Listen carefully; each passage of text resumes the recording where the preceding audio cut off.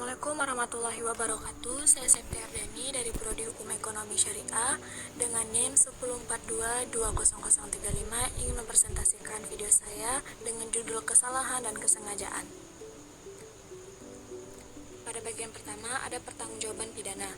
Pertanggungjawaban pidana dalam hukum pidana merupakan konsep sentral yang dikenal dengan ajaran kesalahan. Sedangkan menurut hukum pidana Indonesia, tidak ada kesalahan tanpa melawan hukum. Inilah yang kemudian diformulasikan menjadi teori tiada pidana tanpa kesalahan, atau yang disebut Ginstrap Sonderschuld. Dalam bahasa Latin, ajaran tentang kesalahan dikenal dengan istilah mens rea, yaitu suatu perbuatan tidak mengakibatkan seseorang bersalah kecuali jika pikiran orang itu jahat. Atau dalam bahasa Inggris, an act doesn't make a person intentionally unless the mind is legally blameworthy. Doktrin tersebut dilandaskan pada maxium actus non facent reum nisi mensit rea. Mens rea merupakan unsur pembuatan delik, yaitu sikap batin atau keadaan psikis pembuat. Untuk menentukan apakah orang yang melakukan perbuatan pidana akan dijatuhi pidana sesuai dengan pidana yang diancamkan akan sangat tergantung pada persoalan apakah dalam melakukan pidana tersebut orang mempunyai kesalahan. Oleh karena adanya asas kulpabilitas dalam hukum pidana yang secara tegas menyatakan tiada pidana tanpa kesalahan. Salah satu pakar hukum pidana yang memberikan pengertian tentang pertanggungjawaban pidana adalah Simon. Menurutnya, dasar adanya tanggung-jawaban dalam hukum pidana adalah keadaan psikis tertentu pada orang yang melakukan perbuatan pidana dan adanya hubungan antar keadaan tersebut dengan perbuatannya yang dilakukan yang sedemikian rupa sehingga orang itu dapat dicela karena melakukan perbuatan pidana. Kesalahan, pengertian dan arti. Tiada pidana tanpa kesalahan. Ginstrap Sonderschuld. Ini merupakan salah satu asas yang dianut dalam hukum pidana Indonesia. Asas menunjukkan bahwa seseorang hanya dapat dihukum atas perbuatannya apabila pada dirinya terdapat kesalahan. Dengan kata lain, untuk dapat dihukumnya seseorang, maka selain ia harus telah melakukan perbuatan yang diancam pidana, juga padanya terdapat sikap batin yang salah. Hal yang berkenan dengan sikap batin yang salah ini dinamakan juga pertanggungjawaban pidana. Asas yang sama dikenal pula di negara-negara yang menganut sistem common law seperti Amerika Serikat dan Inggris.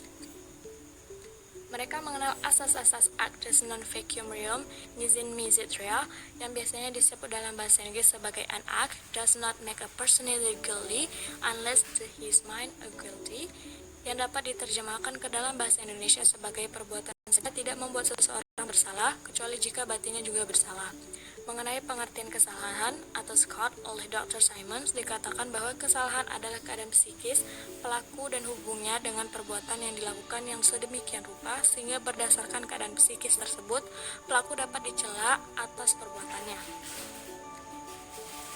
Lalu ada unsur kesalahan. Yang pertama, kemampuan bertanggung jawab dari pelaku. Yang kedua, ada sikap batin tertentu dari pelaku sehubung dengan perbuatannya yang berupa adanya kesengajaan atau kealpaan. Yang ketiga, tidak ada alasan yang menghapuskan kesalahan atau menghapuskan pertanggungjawaban pada diri pelaku. Lalu ada kesengajaan. Kesengajaan dalam hukum pidana adalah merupakan bagian dari kesalahan.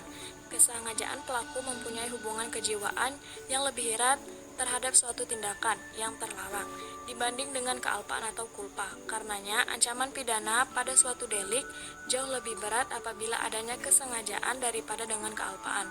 Bahkan, ada beberapa tindakan tertentu jika dilakukan dengan kealpaan tidak merupakan tindakan pidana, yang padahal jika dilakukan dengan sengaja ia merupakan suatu kejahatan seperti misalnya penggelapan pasal 372 KUHP, merusak barang-barang pasal 406 KUHP dan lain sebagainya. Lalu apa itu yang dimaksud dengan kesengajaan? KUHP tidak memberikan definisi mengenai hal tersebut.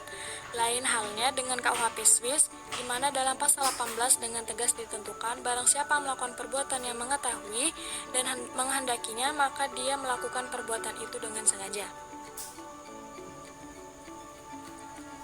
Petunjuk untuk dapat mengetahui arti kesengajaan dapat diambil dari MVT, yaitu pidana pada umumnya hendaknya dijatuhkan hanya pada barang siapa melakukan perbuatan yang dilarang dengan dikehendaki dan diketahui.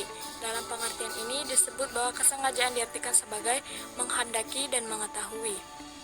Artinya, seseorang yang melakukan suatu tindakan dengan sengaja harus menghendaki serta menginvasi tindakan tersebut atau akibatnya. Jadi, dapatlah dikatakan bahwa sengaja berarti menghendaki dan mengetahui apa yang dilakukan. Orang yang melakukan perbuatan dengan sengaja menghendaki perbuatan itu, dan di samping itu mengetahui atau menyadari tentang apa yang dilakukan itu dan akibat yang akan timbul daripadanya.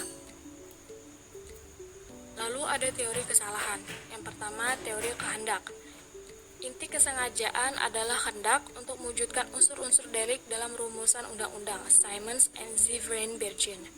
Yang kedua, ada teori pengetahuan atau membayangkan. Sengaja berarti membayangkan akan akibat timbulnya akibat perbuatannya. Orang tak bisa menghendaki akibatnya, melainkan hanya dapat membayangkannya. Teori ini menerbitkan pada apa yang diketahui atau dibayangkan oleh si pelaku. Ialah apa yang akan terjadi pada waktu itu ia akan berbuat terhadap perbuatan yang dilakukan si pelaku. Kedua teori itu tak ada menunjukkan perbedaan. Kedua-duanya mengakui bahwa dalam kesengajaan harus ada kehendakan untuk berbuat. Dalam praktek penggunaannya, kedua teori adalah sama. Perbedaannya hanya ada dalam peristilahannya saja. Lalu ada macam-macam kesengajaan. Yang pertama, ada aberratio ictus, yaitu dolus yang mana seseorang yang sengaja melakukan tindak pidana untuk tujuan terhadap objek tertentu, namun ternyata mengenai objek yang lain. Yang kedua, ada dolus premeditatus, yaitu dolus yang dengan rencana terlebih dahulu. Yang ketiga, ada dolus terminatus, yaitu kesengajaan dengan tingkat kepastian objek, misalnya menghendaki matinya. Yang keempat, ada dolus interminatus, yaitu kesengajaan dengan tingkat ketidakpastian objek, misalnya menembak segerombolan orang. Lalu yang kelima, ada dolus alternativus, yaitu kesengajaan di mana pembuatan dapat memperakikan atau satu dan lain akibat, misalnya meracuni sumur. Lalu yang keenam, ada dolus directus, yaitu kesengajaan tidak hanya ditunjukkan kepada perbuatannya tetapi juga kepada akibat perbuatannya. Yang tujuh, ada dolus increditus, yaitu bentuk kesengajaan yang menyatakan bahwa semua akibat dari perbuatan yang disengaja, dituju atau tidak dituju, diduga atau tidak diduga, itu dianggap sebagai hal yang ditimbulkan dengan sengaja.